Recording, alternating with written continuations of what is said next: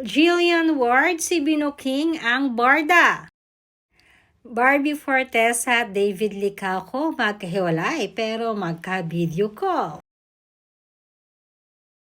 Trending ngayon ang naging motorcade ng float sa Sinulog Festival na Barbie Fortesa para sa isang sikat na food chain. Madami kasi ang happy at the same time may hinahanap ang kapwa endorser ni Barbie Fortesa na si David Licauco. Madami rin kasi ang hindi mapigilang mag-react at sabihing bakit pilit di umanong pinaghihiwalay ang barda. Dahil mag-isa lang si Barbie kanina sa nasabing motorcade.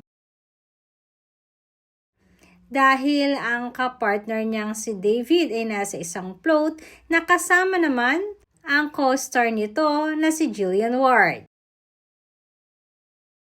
Subalit madami rin nagsasabi na hindi naman siguro sinasadya ito.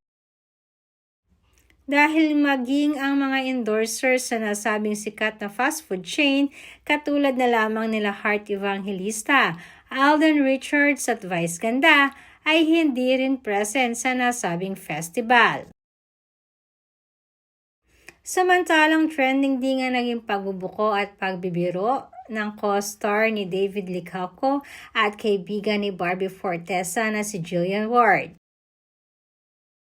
Dahil madami di umano ang nakapansin kay Jillian nang may nagbiro dito at hanapin kung nasaan nga ba si Barbie.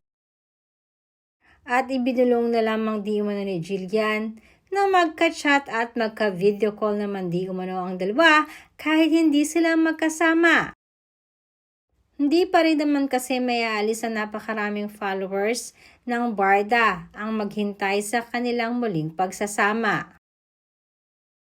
Samantalang malakas talaga ang bali-balita na this year di umano ay magkakasamang muli ang barda.